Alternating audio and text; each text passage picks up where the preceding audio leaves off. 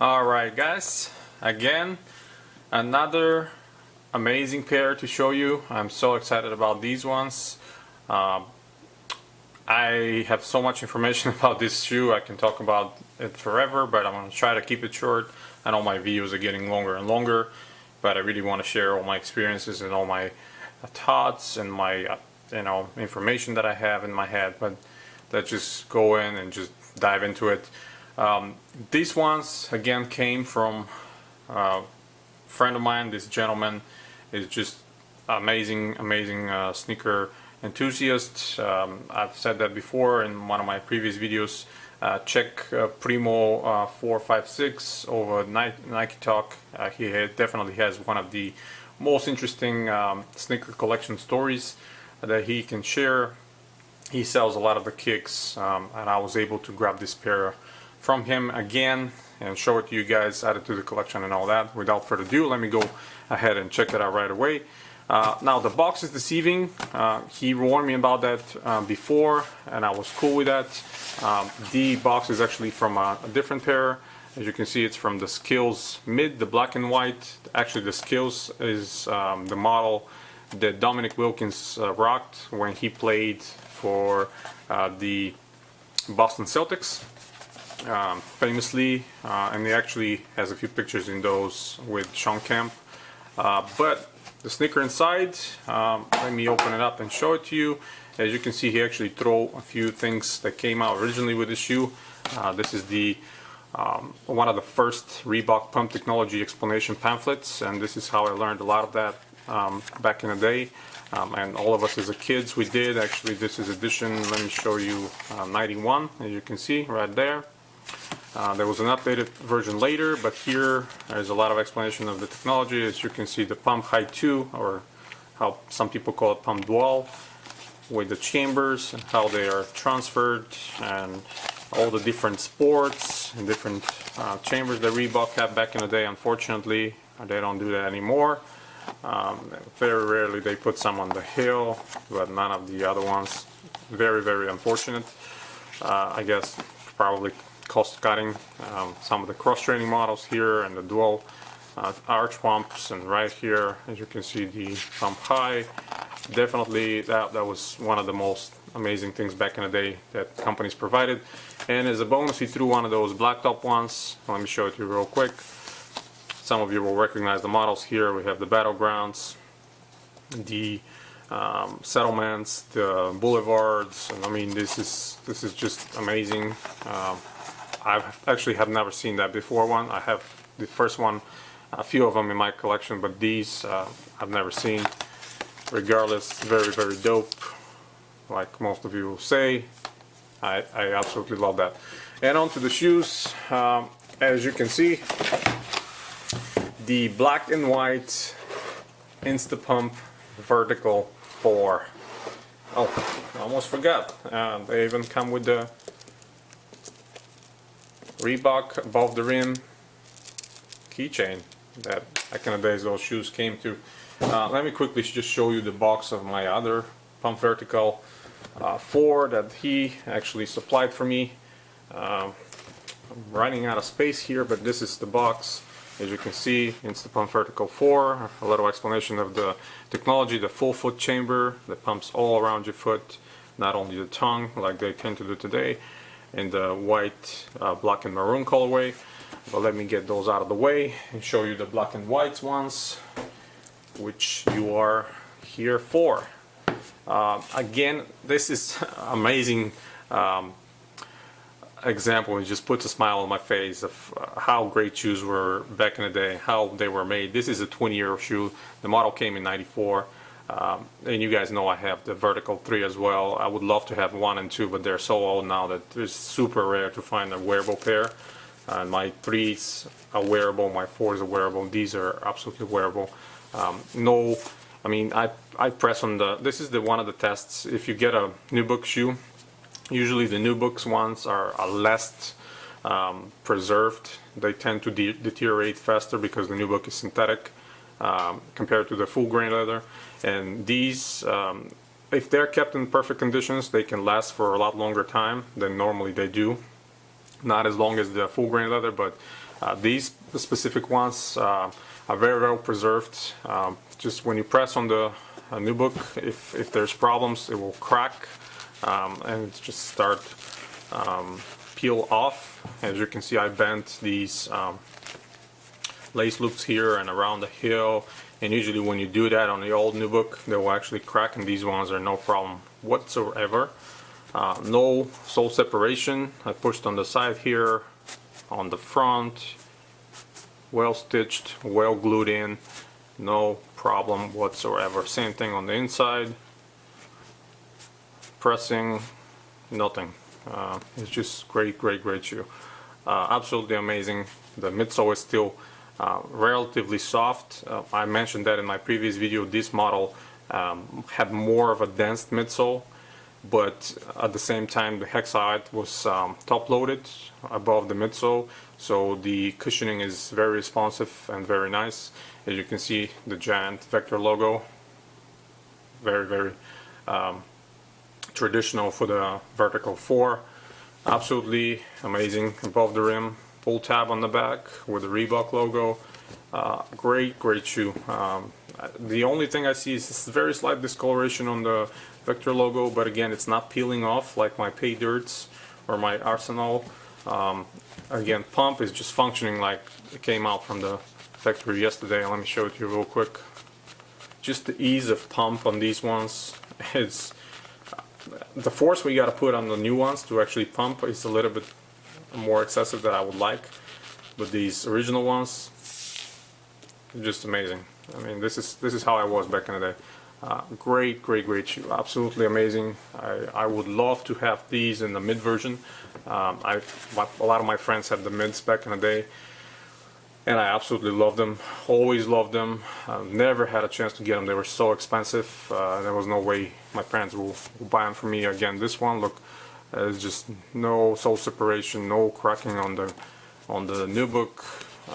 Same test here on this side. Just pinch as hard as you can the nubuck. Try to fold it. It doesn't crack. This is absolutely amazing status of the shoe. This middle section of the Vector, along with the lace loops right here, it's one piece underneath the nubuck, and it's plastic. It kind of helps to cup your foot down when you lace them tight and you want to play basketball in them, which was a great feature back in the day. Again, the above the rim logo right here, signature for the vertical line on the first lace loop. This is how shoes came back in the day, not laced. I've said that in many videos before. It was up to you to lace your shoes the way you want.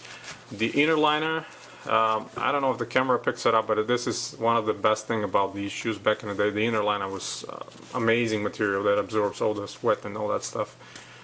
Very well padded.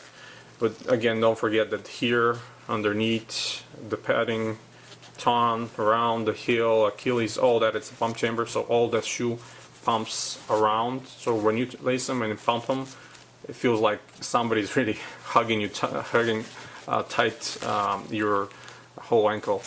Let me see if I can try to pull the insole maybe to show it to you. The ton is actually held by these very elastic mesh materials right here, so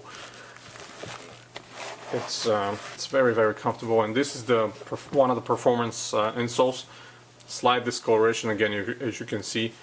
I've shown you these in many other shoes that I have with sort of a hexalite pattern on the bottom, more dense and thick arch support right here, very thick polyurethane insole with the above the rim logo right there, and perforations, as you can see right here on the forefoot for better heat dissipation. I mean, what can I say? This shoe is absolutely amazing. What the hell is that? Extra laces? I didn't even see those. Huh.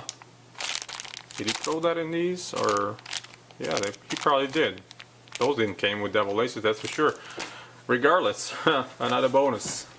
Thank you very much, sir. Let me pull that insole right back in there. Another one, okay. Good way to treat a customer and a friend, sending all those extra adhesives inside the shoes. But yeah, you can see I haven't had a chance to check what's inside the shoe, and there you go. So let me quickly put that paper inside and prop them up a little bit and continue showing it to you. So these are definitely a great addition to my collection. I love that they're fully wearable. I can still throw them on feet and walk around the house, which actually that's what I'm gonna do. So that, you know, sort of keep the glue bond from the midsole and everything. And of course, I'm not gonna wear them outside. Don't want to destroy them. They're way too precious. Here, as you can see, this is where one of the tags of the paper tags for the technology explanation hang. Probably ripped off. It's fine. I have tons of those. It's no big deal. Luckily, this one is around. And yeah, I mean, the tone is very nice, very plush, thick. Everything is very thick and we're very well padded, just like, you know, they were back in the day. And it's just amazing that they're so preserved. Here is the tag on the back. As you can see, my size 8.5. Unfortunately, I cannot read the code on the old ones, and I'm not sure when exactly month they were produced, but I know the year, 94. Again, above the rim right here on the pull tab. Very clean colorway. In my opinion, you know, black and white is one of the best color combinations, and these are just absolutely amazing in my humble opinion. I hope the Reebok enthusiasts, you guys remember these and you like them. Just let me quickly pull just one of the other ones and just put them side by side and show it to you. Bam! This is the white and maroon colorway that I got from him earlier last year. This one is just amazingly preserved. This shoe is all around full grain leather. This is a quality basketball shoe made for a lot of athletes in the NBA. You know, those were too, but just full grain leather, you can't beat that. By the way, the black and white colorway I've seen in so many feet back in the day, and in the NBA, including Dominic Wilkins and, you know, Nick Van Exel, pretty much everybody in the Reebok contract that didn't have their own signature. This is, you know, again the white and maroon, as you can see, compared to the black and white, identical outsoles, just different colors. Same height, you know, both the height ones, both are pump functions just like they came from the factory yesterday. Very well padded. The leather is just butter. I mean, this is amazing.